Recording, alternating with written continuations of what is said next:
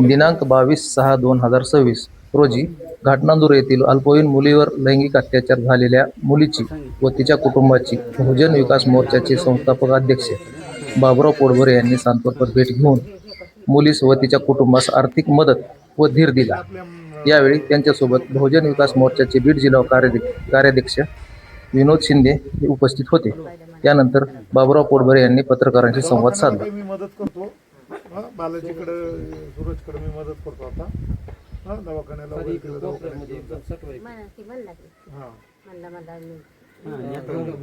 बालाजी सूरज तिला मी मदत करतो प्राथमिक तुम्ही बघू काय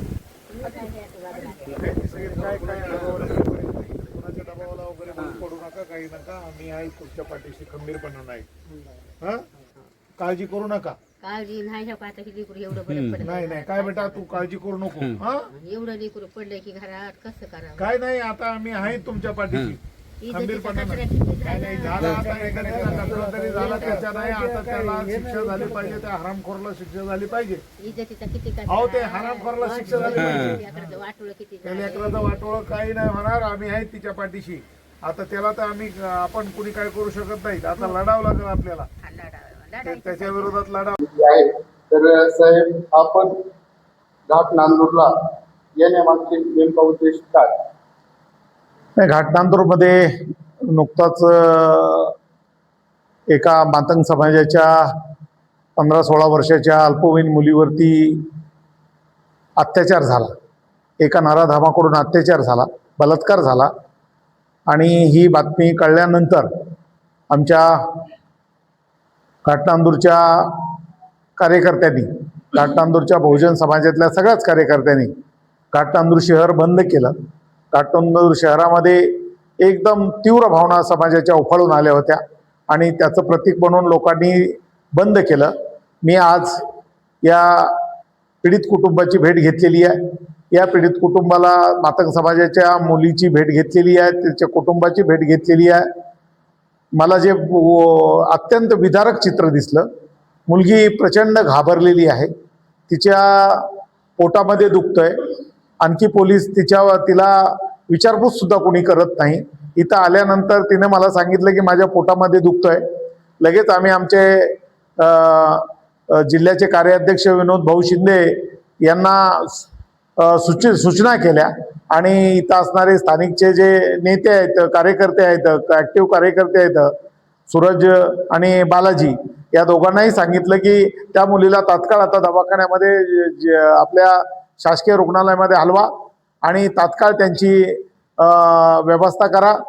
त्यांना जी काही प्राथमिक आर्थिक मदत लागेल ती सुद्धा आर्थिक मदत मी माझ्या परीनं केलेली आहे।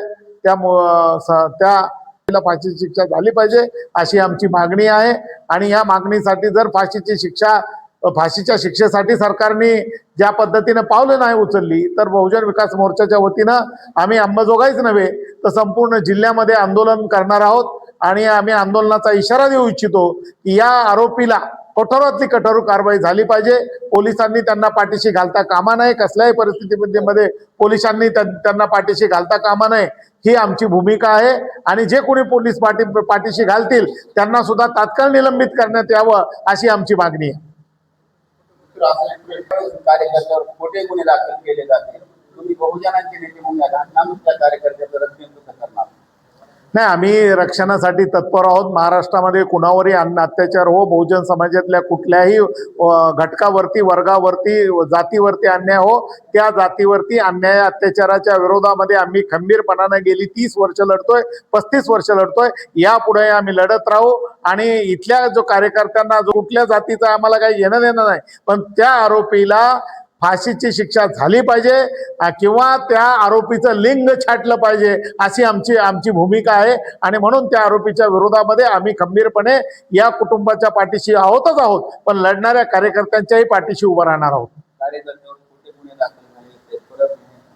नाही, त्याच्यासाठी मी वरिष्ठ पातळीवर बोललेलो आहे। खोटे गुन्हे दाखल झालेले आहेत आणि हे अॅट्रॉसिटीच्या अत्याचाराच्या दलितांच्या प्रकरणामध्ये नेहमीच होत आहे की जिथं जिथं अत्याचार होईल तिथं क्रॉस कंप्लेन होतात आणि क्रॉस कंप्लेन करून दलित आणि मागासवर्गीयांच्या लोकांचं खच्चीकरण करण्याचा प्रयत्न होतोय असं माझं मत झालेलं आहे. म्हणून मी सरकारकडे मागणी करतोय की अशा प्रकरणामध्ये ज्या क्रॉस केसेस होणार आहेत त्या क्रॉस केसेस घेऊ नयेत अशी मी सरकारकडे मागणी करतोय.